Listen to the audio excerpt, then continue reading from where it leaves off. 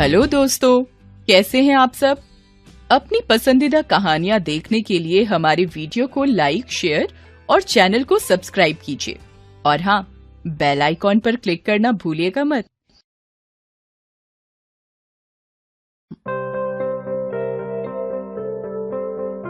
तारा छोटी जात की एक गरीब औरत थी। काफी समय पहले उसके पति और बच्चे हैजे की भेंट चढ़ गए थे। जब गांव में उसके खाने के भी लाले पड़ गए, तब वो अपना बचा खुचा सामान समेट कर शहर आ गई थी। वो शहर की सीमा पर बनी एक झुग्गी झोपड़ी में रहती थी। उसी शहर की सीमा पर एक राम मंदिर था। छोटी जात का होने के कारण उसका मंदिर के अंदर जाना मना था, इसलिए वो उस राम मंदिर की सीढ़ियों और उसके आसपास की सफाई करके अपना पेट भरा करती थी। कुछ दिनों बाद रामनवमी थी।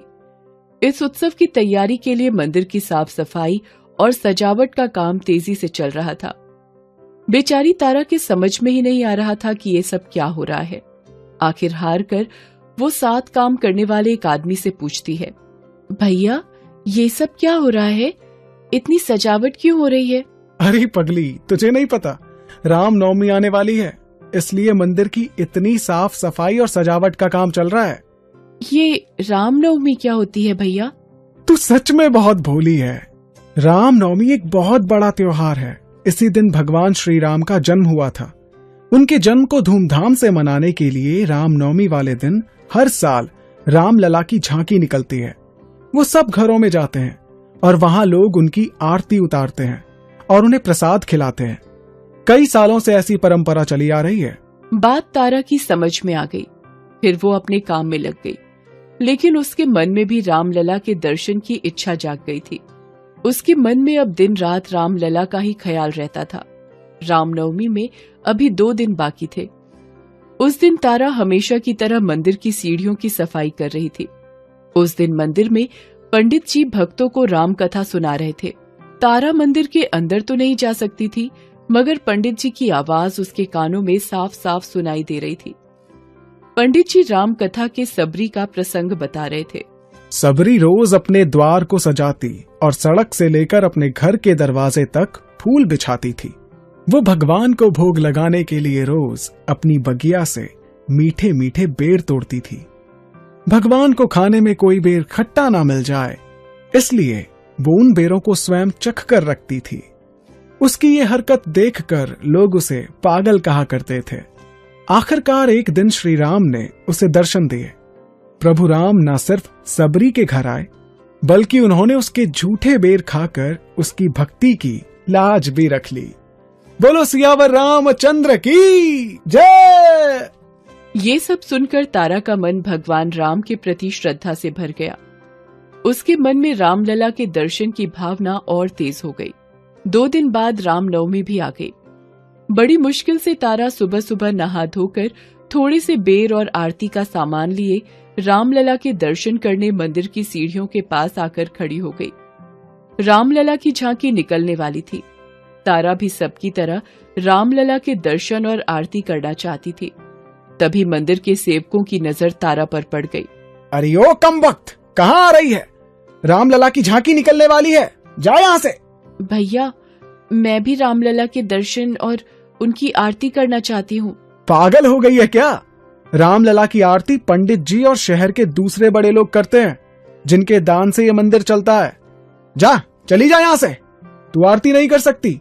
जब झांकी वापस आ जाए तो आकर प्रसाद ले जाना। मगर प्रभु की नजर में तो सब बराबर होते हैं, तो फिर मैं उनके दर्शन और आरती क्यों नहीं कर सकती? देख तारा, तू अभी अपने घर जा। जब झांकी निकलती है तब रामलला सबके घरों में आते हैं। वो तेरे घर भी जरूर आएंगे। तू वहीं उनके दर्शन भी कर लेना और आरती भी उतार लेना। मगर अभी तू यहाँ से नहीं गई तो तेरी भी नौकरी जाएगी और हमें भी काम से निकाल दिया जाएगा। तारा निराश होकर अपने घर आ गई। सबरी की तरह उसने अपने घर को साफ सुथरा ही नहीं किया, बल्कि अपनी झोपड़ी के द्वार से लेकर सड़क तक फूल भी बिछाए। उसे ऐसा करते देख आसपास के लोग तरह तरह की बातें बनाने लगे। लगता है ये पागल हो गई है। हाँ, सुबह सुबह मंदिर गई थी। लगता है वहां इसे किसी ने भगवान के दर्शन नहीं करने दिए, इसलिए इसे सदमा लग गया है। छोड़ो भाई इसे इसके हाल पर। काम पर चलो, देर हो रही है। शाम तक इसका फितूर उतर जाएगा। इतना कहकर लोग वहां से चले गए। तारा सब तैयारियां कर सुबह से शाम तक रामलला का इंतजार करती रही। सुबह से शाम हो गई मगर कोई नहीं आया। कहीं उन लोगों ने मुझसे झूठ तो नहीं बोला? नहीं नहीं, प्रभु के घर में देर है मगर अंधेर नहीं है। मेरे प्रभु राम जरूर आएंगे। सुबह से शाम, शाम से रात हो गई। वो उसी तरह इंतजार में सारी रात द्वार पर ही बैठी रही। यहां तक कि सारी रात बीत गई और सुबह होने को आई। तारा की आंखें कुछ देर के लिए लग गई। तभी अचानक उसके कानों में एक आहट सी आई। तारा जैसे सोते से जागी। उसने देखा उसके सामने दो नवयुवक खड़े हैं। हम आ गए माँ। कौन है? मैं अयोध्या के राजा दशरथ का पुत्र राम, और ये मेरा छोटा भाई लक्ष्मण है। तारा के जैसे सारे शरीर में सनसनी दौड़ जाती है। वो हाथ जोड़कर लड़खड़ाते स्वर में कहती है, आप आ गए प्रभु, बड़ी देर कर दी। हाँ माँ, आज बहुत देर हो गई। इसके बाद तारा राम और लक्ष्मण की आरती उतारती है और फिर उन्हें प्रेम से बेर का भोग लगाती है। राम और लक्ष्मण प्रेम से तारा के दिए हुए बेर खाते हैं और तारा उन्हें प्रसन्नता से देखती रहती है। सुबह बस होने ही वाली थी। इस बीच तारा की आंखें पूरी तरह लग जाती हैं। सुबह जब तारा उठती है तो खुद से कहती है, क्या वो सब एक सपना था या रामलला खुद मेरी झोपड़ी में आए थे? अभी वो ये सब सोच रही होती है तभी उसकी नजर बेरों वाले बर्तन पर पड़ती है। उसमें बेर की जगह ढेरों हीरे, मोती और मणियां जगमगा रही थी। तारा के मन में अब कोई शक नहीं रह जाता। उसे पूरा विश्वास हो गया कि सबरी की तरह प्रभु ने उसकी भक्ति की भी लाज रख ली। तारा ने उन मणियों और जवाहरातों में से एक दो अपने जीवन यापन के लिए रखकर शेष सारी मणियां मंदिर को दान दे दी, जिससे शहर के अनाथ बच्चों, गरीब, बेसहारा और बूढ़े लोगों के भोजन और रहने की व्यवस्था की जा सके। वो मंदिर आज भी वही है। आज भी वहां तारा की मूर्ति मंदिर की सीढ़ियों के पास लगी हुई है। रामलला के दर्शन के बाद लोग उस मूर्ति के दर्शन भी करते हैं। वहां गरीब और दुखी लोग तारा का नाम लेकर आते हैं और सब तरह की सुविधा पाते हैं। ये कहानी मायानगरी मुंबई की है। ऐसा शहर जहां एक तरफ रईसों की ऊंची ऊंची इमारतें आसमान को चूमती हैं, तो वहीं दूसरी तरफ शहर का एक बहुत बड़ा हिस्सा गरीबों की झुग्गियों से ढका हुआ है।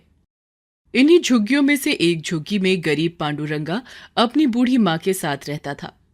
पिता का बचपन में ही देहांत हो जाने के कारण माँ ने दूसरों के घर में बर्तन धो धोकर उसे पाला था। पांडुरंगा अपनी माँ से बहुत प्यार करता था। उसकी माँ अक्सर बीमार रहती थी। रोजी रोटी के लिए पांडुरंगा शहर के मशहूर सिद्धि विनायक मंदिर के पास फलों का ठेला लगाता था, मगर इससे उसकी कुछ खास आमदनी नहीं हो पाती थी। एक दिन मंदिर के पास जब पांडुरंगा अपना ठेला लगाए खड़ा था, तब उसके साथ के ठेले वाले ने कहा, क्या बात है पांडुरंगा, आज बड़े उदास दिख रहे हो? क्या बताऊं बिरजू भैया, 2 दिन से मां की तबीयत बहुत खराब है। सोच रहा हूं कि किसी अच्छे डॉक्टर को दिखाऊं, मगर तुम तो देख ही रहे हो, 2 दिन से एक फल तक नहीं बिका। जिन्होंने पहले उधार दिया था उन्होंने भी अब और उधार देने से मना कर दिया है। अब बताओ मैं क्या करूं? जिस मां ने मुझे इतने दुखों से पाला है, आज मैं उसको ढंग से खाना और दवाई भी नहीं दे पा रहा हूं। लानत है ऐसी जिंदगी पर। अरे नहीं नहीं रे पांडुरंगा, खुद को ऐसे नहीं कोसते रे। देखो, अगले हफ्ते गणेश चतुर्थी है, मंदिर में भक्तों की भीड़ उमड़ेगी। तब देखना हमारी भी अच्छी खासी बिक्री होगी। और फिर तुम भी तो हर साल कितने चाव से बप्पा की मूर्ति अपने घर में स्थापित करते हो। देखना देखना, बप्पा तुम्हारे सारे कष्ट हर लेंगे। हाँ। पांडुरंगा गणेश जी का बहुत बड़ा भक्त था। हर साल धूमधाम से गणेश चतुर्थी में वो गणेश जी की छोटी सी मूर्ति अपने घर में स्थापित करता था, मगर इस साल जैसे उसका मन इन सब से उचट गया था। नहीं बिरजू भैया, इस बार मैं मूर्ति स्थापित नहीं करूंगा। मेरा मन भगवान से उठ गया है। भगवान ने तो जैसे सारे दुख मुझ गरीब के ही भाग्य में लिख दिए हैं। अरे राम राम भैया, ऐसी बातें कोई करता है क्या है? ये परीक्षा की घड़ी है, हिम्मत मत हारो। देखना बप्पा तुम्हारे सारे कष्ट हर लेंगे। उस दिन भी पांडुरंगा की कोई खास कमाई नहीं हुई। किसी तरह थोड़े से जो पैसे उसे मिले थे उससे उसने अपनी माँ के लिए खाना लिया। फल तो उसके पास थे ही, मगर दवाई फिर भी नहीं ले पाया। घर जाकर देखा तो उसकी माँ की तबीयत और बदतर हो गई थी। किसी तरह उसने माँ को खाना खिलाया और फिर उन्हें सुलाकर खुद भूखे पेट सो गया। माँ की हालत देखकर जैसे उसकी भूख प्यास सब मिट गई थी। अगले दिन देखा बिरजू भैया, सूरज सिर पर चढ़ाया है मगर अभी तक कोई ग्राहक नहीं आया। आएगा आएगा पांडुरंगा, धीरज रख। मगर शाम हो गई और एक भी ग्राहक नहीं आया। उस दिन पांडुरंगा की कोई आमदनी नहीं हुई। हे भगवान, क्या तेरे दिल में हम गरीबों के लिए कोई जगह नहीं है? ऐसी जिंदगी से तो अच्छा है कि हमें मौत दे दे। घर में मां बीमार पड़ी है, कैसे जाऊं खाली हाथ उसके पास? शाम को दुखी मन से वो अपना ठेला लेकर घर जाने ही वाला था कि तभी उसके कानों में एक आवाज आई। ओ फल वाले भैया, मुझे फल चाहिए।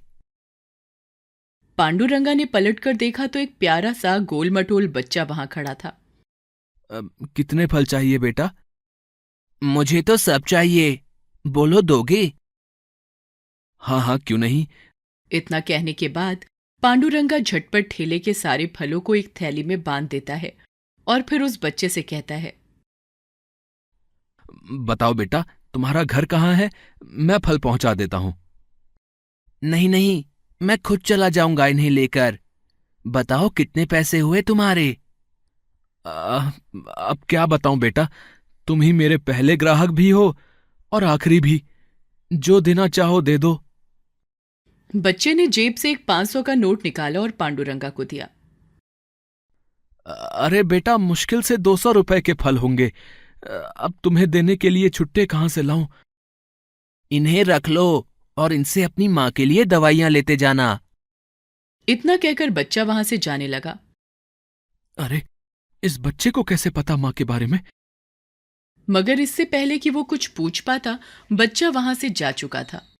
उस दिन सबसे पहले पांडुरंगा ने अपनी मां के लिए दवाइयां खरीदी। कई दिनों बाद ढंग का खाना और दवाइयां मिलने से मां की तबीयत में कुछ सुधार आया और वो आराम से सो गईं। अगले दिन गणेश चतुर्थी का त्योहार शुरू हो गया। वैसे तो इस बार पांडुरंगा का मन नहीं था, मगर फिर भी उसने बिरजू के कहने पर भगवान गणेश की मूर्ति अपनी झुग्गी में स्थापित कर ली। आज पूजा का चौथा दिन था। मां की तबीयत बहुत बिगड़ गई थी। पांडुरंगा दौड़कर डॉक्टर को बुला लाया। आपने दवाई शुरू करने में बहुत देर कर दी। अब आपकी मां बस कुछ पल की ही मेहमान है। हिम्मत से काम लीजिए।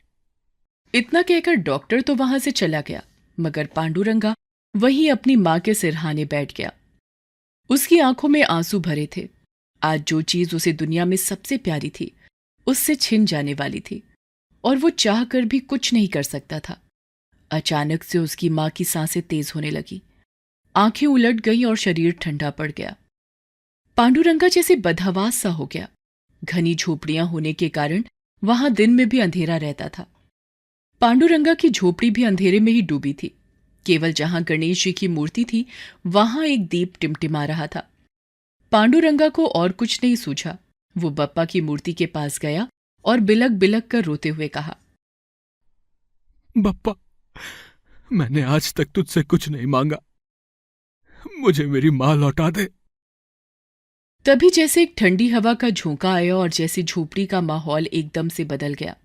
दरवाजे पर एक आवाज आई, अलख निरंजन। पांडुरंगा ने देखा एक साधु दरवाजे पर खड़े हैं। साधु द्वार पर खड़ा है बच्चा, तू क्यों रो रहा है? बाबा, बाबा, मेरी मां बाबा। क्या हुआ तेरी मां को बच्चा? मेरी मां चली गई बाबा। तेरी मां कहीं नहीं गई बच्चा, तू एक बार उसे प्यार से आवाज तो दे। साधु की बात मानकर पांडुरंगा ने अपनी मां को पुकारा। मां! एक चमत्कार सा हुआ और जैसे मां के ठंडे पड़े शरीर में फिर से जान आ गई और फिर उनके मुंह से आवाज निकली, पंडू, कहाँ हो बेटा, इधर आओ। पांडुरंगा की आंखें भर आईं, मगर इस बार ये आंसू दुख के नहीं, खुशी के थे। गणेश जी को चढ़ाने के लिए लाए गए थोड़े से फल और मिठाई की थैली उसने उठाई और साधु को देते हुए कहा, मेरे लिए तो आप ही भगवान हो बाबा। ये मैं बप्पा को चढ़ाने के लिए लाया था, इसे आप स्वीकार करें। भक्तों द्वारा प्रेम से दी गई हर चीज मुझे स्वीकार है बच्चा। ला, इसे मेरी झोली में डाल दे। साधु ने फल लिया और वहां से चला गया। तब तक मां भी उठकर पांडुरंगा के पास आ गई। ये तो किससे बात कर रहा था बेटा? अभी अभी एक साधु आए थे मां, उन्होंने ही तो तुम्हें नया जीवन दिया है। यहीं दरवाजे पर बैठे थे। तभी पांडुरंगा की नजर दरवाजे पर पड़ी। वहां एक छोटी सी पोटली पड़ी हुई थी। अरे, ये पोटली तो हमारी नहीं है मां, ये जरूर उन बाबा की होगी। अभी वो ज्यादा दूर नहीं गए होंगे, मैं उन्हें ये देकर आता हूं। इतना कहकर पांडुरंगा बाहर निकला, मगर साधु उसे नहीं मिले। वो तो जैसे गायब ही हो गए थे। तभी जैसे पांडुरंगा के कानों में एक आवाज से आई, सोच मत बच्चा, इसे भगवान का प्रसाद समझकर रख ले। पांडुरंगा उस पोटली को लिए घर आया और उसे खोला। उसमें सोने की मोहरें थीं। पांडुरंगा की नजर भगवान गणेश की मूर्ति पर गई और एक एक कर सारी घटनाएं उसके सामने घूम गईं। पहले बच्चे और फिर साधु के रूप में खुद गणपति उसके कष्ट हरने आए थे। पांडुरंगा कुछ न बोल सका, मगर उसके कानों में बिरजू की आवाज गूंजती रही, देखना, बप्पा तेरे सारे कष्ट हर लेंगे। गणपति बप्पा मोरया, पूर्चा वर्षी लोकरिया।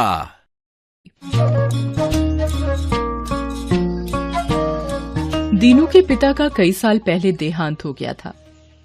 वो अपनी माँ के साथ रहता था। उसकी माँ गांव के लोगों के कपड़े धो धोकर अपना और दीनू का गुजारा करती थी। उस दिन महाशिवरात्रि थी। माँ जल्दी करो, भोले बाबा की आरती का समय हो गया है। प्रसाद भी तो लाना है, कहीं प्रसाद खत्म ना हो जाए। बस बेटा, इन कपड़ों को बांध लो, फिर चलते हैं। कपड़े बांधने के बाद दोनों माँ बेटा गांव के शिव मंदिर की ओर चल पड़ते हैं। महाशिवरात्रि के दिन गांव का शिव मंदिर पूरी तरह सजा हुआ था। माँ बेटे दोनों मंदिर पहुंचते हैं। अनजाने में दीनू का पांव मंदिर की सीढ़ी पर पड़ जाता है। ये देखकर मंदिर का पुजारी चीख उठता है,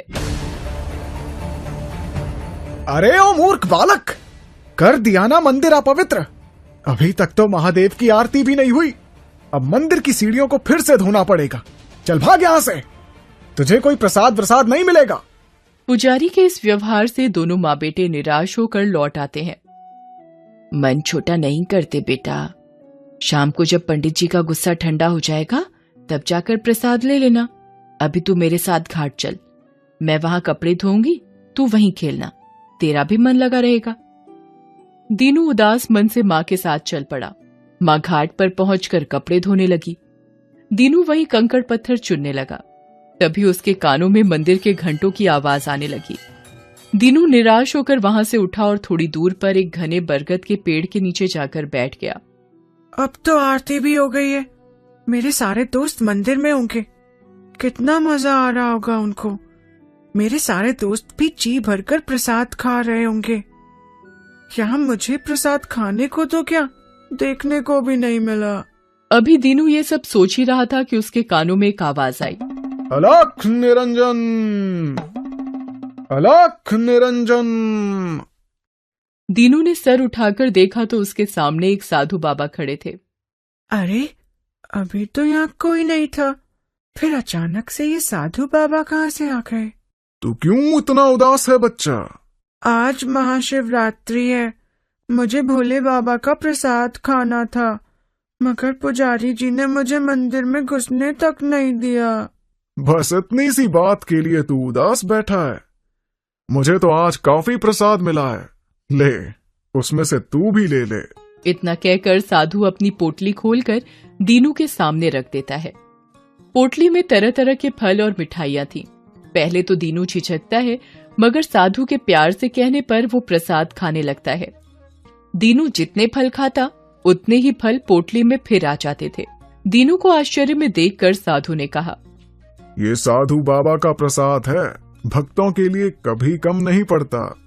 क्या मैं थोड़ा सा प्रसाद अपनी माँ के लिए ले जा सकता हूँ? हाँ हाँ, क्यों नहीं। जितना ले जाना है ले जाओ। भगवान का प्रसाद तो सबके लिए है। दीनू थोड़ा सा प्रसाद लेकर चला जाता है। अगले दिन दीनू फिर से उसी बरगद के पेड़ के पास आया। वहां साधु ध्यानमग्न बैठे थे। जब उनका ध्यान टूटा तो उन्हें दीनू दिखाई पड़ा। कल आपने हमें प्रसाद दिया था ना, इसलिए आज माँ ने आपके लिए खाना भेजा है। लीजिए, इसमें रोटी और गुड़ है। तुमने और तुम्हारी माँ ने खाना खाया? माँ ने आधा खिलाया और आधा अपने हिस्से का मेरे लिए भेज दिया। धन्य है तुम्हारी माँ। प्रेम से भेजी गई इन 2 रोटियों में मुझे संसार भर की तृप्ति मिल गई है। अच्छा, अब तुम जाओ और कल इसी समय यहाँ आना। मैं तुम्हारी माँ को कुछ भेंट देना चाहता हूँ। अगले दिन जब दीनू साधु के पास पहुंचा तो उनके पास एक गाय खड़ी थी। अरे वाह, कितनी सुंदर गाय है। आज से ये गाय तुम्हारी है। फिर साधु ने दीनू को एक जड़ी देते हुए कहा, अपनी माँ से कहना ये जड़ी इस गाय को खिला दे और फिर चमत्कार देखे।